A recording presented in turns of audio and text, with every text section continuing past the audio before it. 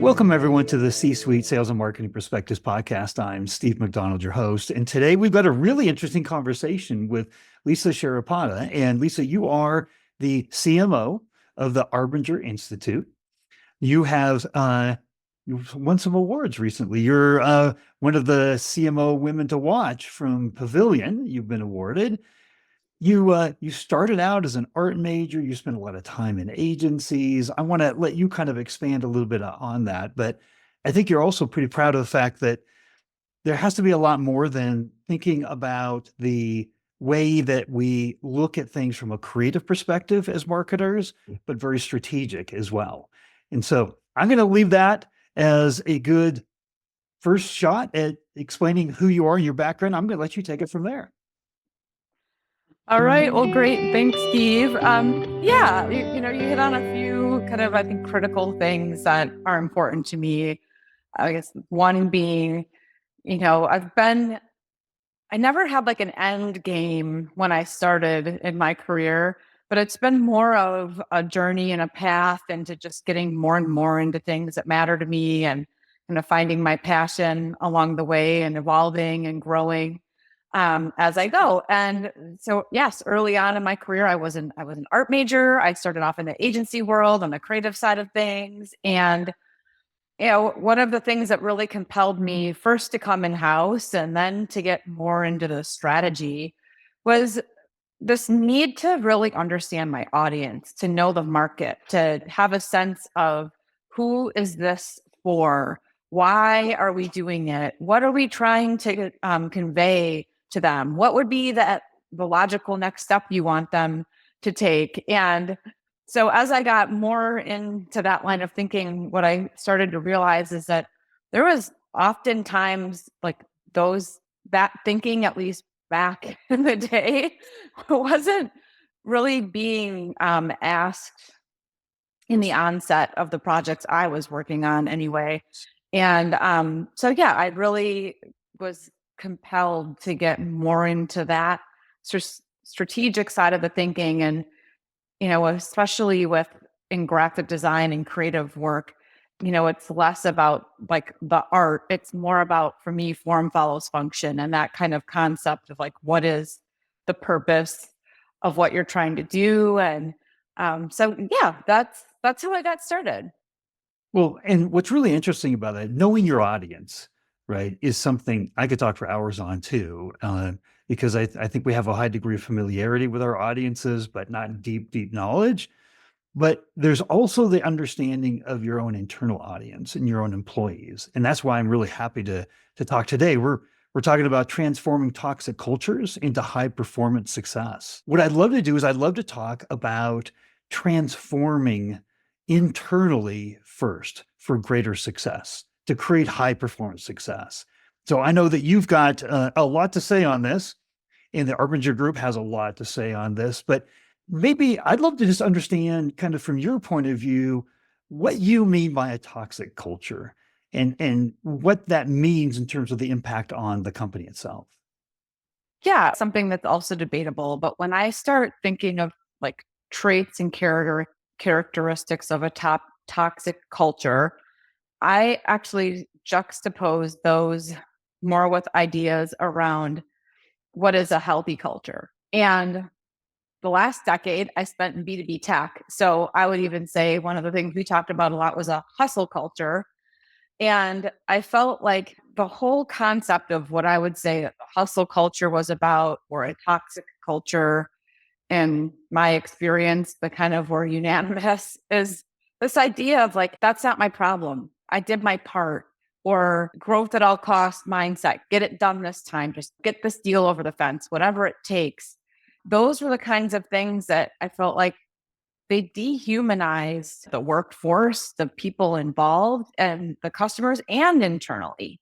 And, from my standpoint, I saw a lot of just cutthroat behaviors that it didn't matter what I had to do to get my job done, as long as at the end of the day, I did my part. I looked good in the process. Didn't matter who I stepped on. It didn't matter how much more complicated I made it for anybody else. Whatever the wake was that was left behind me, too bad, so sad was is kind of that, philosophy that I was seeing time and time again. And like, there has to be a better way. This is not sustainable. Everyone's burning out.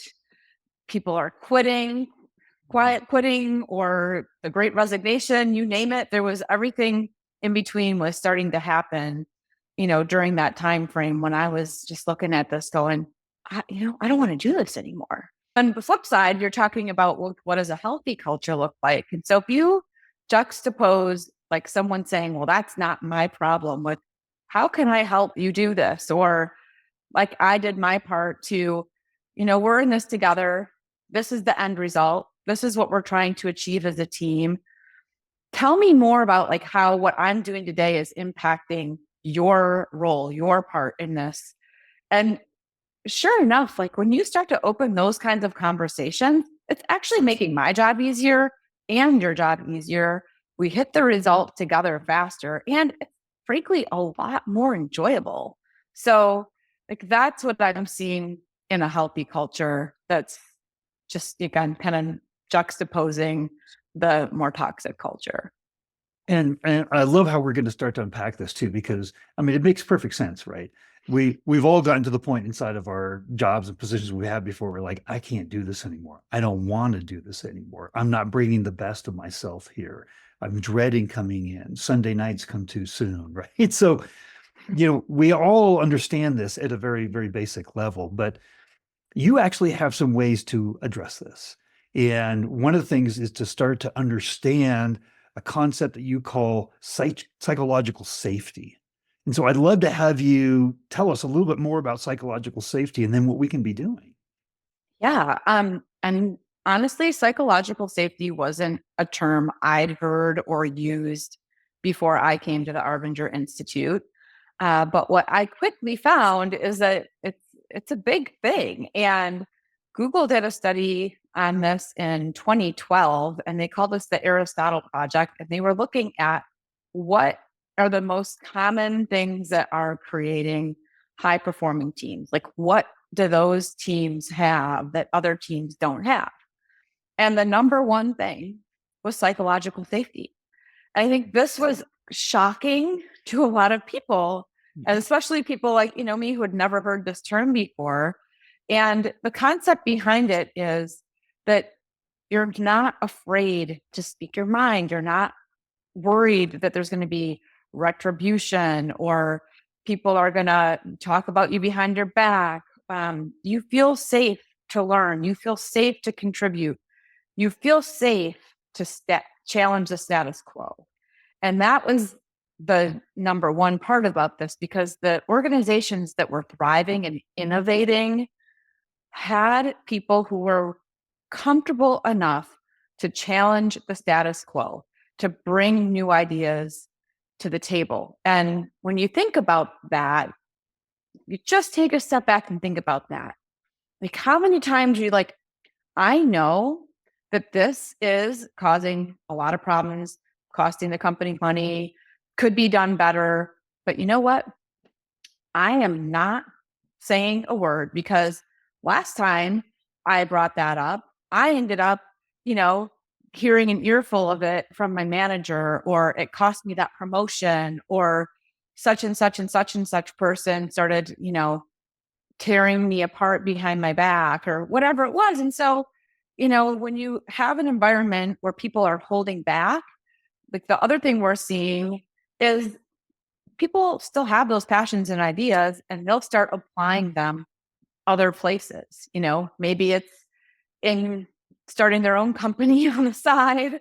Maybe, it's just in their side hustle, whatever, but they still have those ideas and they're learning, and the organization's missing out. So this notion again of like creating an environment where people feel safe to contribute, they feel safe to speak up and challenge a status quo. This idea is around psychological safety, I think, is really the kind of gatekeeper to everything else. I have to tell you something. This is totally unplanned, so relevant to what you're saying. 2 days ago, I interviewed a CEO, and it was all about how do you create high performance teams. And this guy, he's running a company that in 2 years are up to 24 million in revenue. His goal is at 100. He sold his last company that he was CEO of for 50. They were at 53 million in revenue. So this guy knows what he's talking about in terms of creating high performance teams. And so I was expecting a lot of typical stuff, right? You got to look for the right people, maybe get the right corporate athlete. Nike had that as the perspective, all kinds of traditional things. And you know what he said? He didn't call it psychological safety, but it was exactly what you were talking about. He says you got to really understand the underlying issues and motivations of your team. And where if they don't feel comfortable sharing, they don't feel comfortable, and being put in positions of competing, like you said earlier, and I'm just going to do my job, and those dynamics you have to address to create a high performance team. And he said the number one thing that I want to come out of my relationship with the teams is they know as a CEO, I've got their back. I support them. And so when you're talking about psychological safety, it's basically the safety net around you. Like, hey, I can take a step out and I can say some things that might feel kind of radical or innovative or whatever, but I'm not going to be ridiculed for it. I'm not going to be demoted for it. It's a supportive culture that wants that and wants you to feel safe doing that. Is that a good takeaway from what you're saying here? Yeah, absolutely. You've probably heard this expression, culture eats strategy for breakfast. And I think those two concepts are very much related in that this the strategy that you're trying to implement, whatever it is for your kind of, we call it go-to-market strategy these days, it's only going to be as successful as like the culture of the team and how people are working together. And back to this notion of if you're seeing something that you don't think is working, or if you've got a better idea, there's a different way to do something that should be considered, and you don't feel comfortable sharing it, then you also start to shut down. And this is the other thing we see a lot of. It's this idea of like people disengaged, not being accountable to, if I'm not bought in, if I'm not excited about what we're doing, if I feel like I know a better way, but I know if I tell so and so that I've got an idea, they're going to shut me down. Well, the opposite is what's starting to happen. I'd start to shut down. Right. And so, again, if you want high performance, if you want to get the best out of people, if you want an organization that's, where people are thriving and it's sustainable, that common thread between that is the culture that you're creating. And by the way, I haven't heard that phrase, culture Oh, eats you strategy for haven't? Oh, yeah. breakfast, but I One of my love it. favorites. I love it. Right? We need those short kind of things that will stick in our minds. I wish there were so many more C-suite leaders that had that mentality. But now tell me, okay, so we're bought in, right? Culture is really important. Toxic culture, really bad. Psychological safety, really good. How do we transform from this toxic culture to where, as our employee base, that they feel psychological safety and we can reap the benefits from that? How do we make that transition? Yeah, I mean, truly, that is the golden ticket. There is no magic wand for that. But what we do at the Arbinger Institute is that, and what we've seen is that organizations that just try to push behavior change fail 70% or more of the time. If you're just going in and trying to tell someone how to behave, what they need to change, do this, not that, read this handbook. We don't say these things. We don't do these behaviors. We expect this from you. Even here's this new training. We want everyone to learn how to, let's say, do ABM and use this intent data. And like, here's how you're going to do it.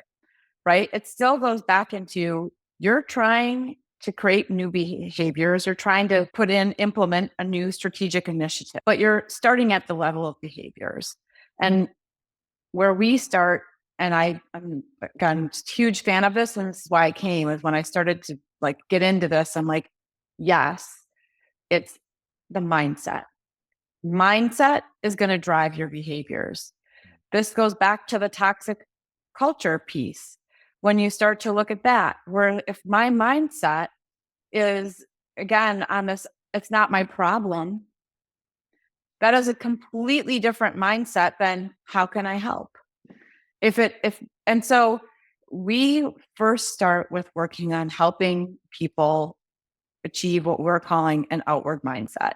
And in that outward mindset, I am alive to the fact that you have problems too. You have goals, you have objectives. There are things getting in your way. There are things going on in your personal life that are impacting you. Just like me, and I have my own goals and challenges and things that are going on inside and outside of work, but they all show up here. And if I can acknowledge that and take that into account and at least take enough time to understand how I'm impacting you, how we can start to talk about how we're impacting each other, maybe even on achieving this thing, or how this change to transition to ABM, for example, is going to impact you on the selling side, and what all these new initiatives that me on the marketing side is asking you to do and how that's impacting your day to day. And we can start to, collaborate and share, ideas and talk through it together. This is now not me coming in and saying, you need to change your behaviors.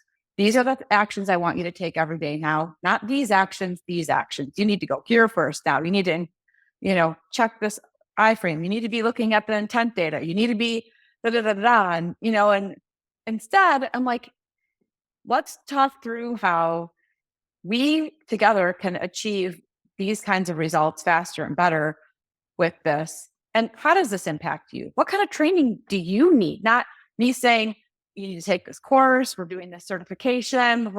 Like, what would you need to learn this? What do you think it would take? How long do you need? Not you've got 1 month, get certified, figure it out.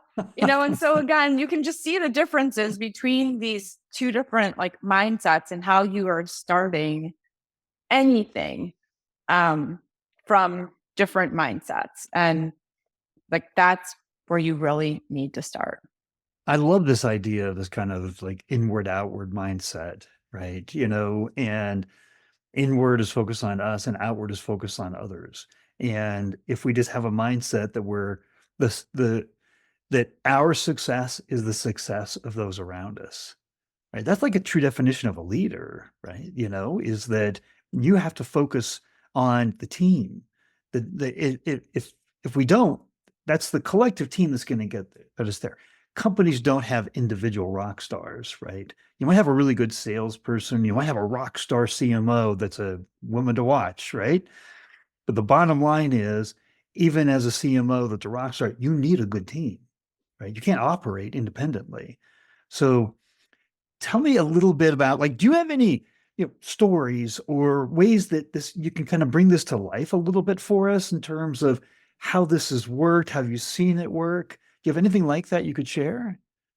Yeah, I mean, even from my own perspective, I can say I've rolled out and I'm using this account-based marketing strategy because, that's what I've been working on and doing for the last 5, 6, 7, 8 years of my career. I know that's something, and so hopefully your audience this week can relate to. But again, back to this idea of if I'm starting a new initiative, if I have the best playbook, right? I know all the best technology that needs to be used. I have run these plays successfully in several organizations. I'm up and current on the latest and the greatest and what people are doing. I've got a stellar marketing team that, we all know we can stand up the back end systems and get everything going in a couple of months. Like, again, back to this idea that culture will eat strategy for breakfast every day of the week is might have the best strategy and might have the best people on the marketing side able to implement this. But if I'm in a culture where others are what we would call inward, and they are going to disregard what I'm trying to do, they are completely disengaged or resistant to these new ideas, and they're not bought in, it's not going to work. And we see this in sales and marketing all the time. I mean, this vicious cycle, um, or we call it collusion here, where it's like, I do this, I go and say, all right, well, we're going to start this new initiative, and I would like to have everyone on the sales team get certified. I might even be working with the sales leader, which I would be working with the sales, right? And we're going to get this initiative rolled out. But if the recipients of this, the account executives, and the other enablement team, and, the other folks who are critical pieces of the strategy, are just getting pushed down their throat new initiatives that they have to learn how to do, they're going to be resistant. And we see it all the time. So the first thing what we like to do is what we call a start the right way. And when we do that, it's a listening session. We're saying, hey, we're looking to roll this out. Here's why. Here's how it rolls up to our strategic initiatives as an organization. Now, we can paint the picture of the leadership team is all bought in. We are going to do this, but we'd like to hear, before we start rolling it out, from you. What do you think are some of the challenges that this is going to cause for you in your day to day? What do you think the impact of this is going to be, and the amount of time it's going to take you maybe to even set up these new sequences, or to learn how to use this new piece of technology and work through it? Okay, well, what if we make this adjustment? What if we adapt this for the time being? Because these are the most important things we get right first. And we make it a much more collaborative experience. We're bringing people along for the journey with us. We're in it together, and we've created an environment where they feel psychologically safe to say, even along the way, like, let's do check-ins. Hey, how is this going? It seems like this has been a little bit of a heavier lift than maybe what you thought when we got it started. Give me some feedback. Tell me more about that, and just having open lines of communication, not shutting it down. Oh, well, you're just, not doing it right. Or have you tried this? Or, truly listening, being receptive to their experience, how it's impacted them, and showing at least a willingness to like meet them halfway, or try to work through some of the challenges together. Like, that's the underlying, groundwork to all of it. Usually at the end, and I will ask this at the end in a few minutes, but I ask for like, what's a takeaway that everybody should have from this? I think you just gave me my takeaway. And that is that you have to work on this, right? And culture is something that doesn't even make it into the top 10 list for most leaders, right? When we sit down and think about what we have to do every single day and what has to get done to move the business forward, create success, culture isn't top of mind, right? It's not something that makes that to-do list every day. But what I'm taking away from what you're saying is, if we adopt a new mentality, and I kept thinking of the words curiosity and listening, like you were asking questions, right? And you were truly listening.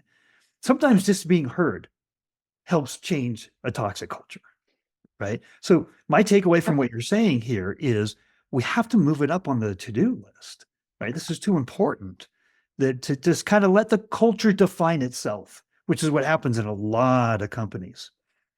And Yeah, I mean, 100%. You said it, really well. And I guess the last thing I'll add to that is, you have a culture. No matter what, you have a culture. So you can let it define itself, or you can be, very intentional about the kind of culture that you're creating. yeah. What one way or another, you will have a culture. Yes. Yes. And you might as well try to define that culture for all the reasons that you've talked about here.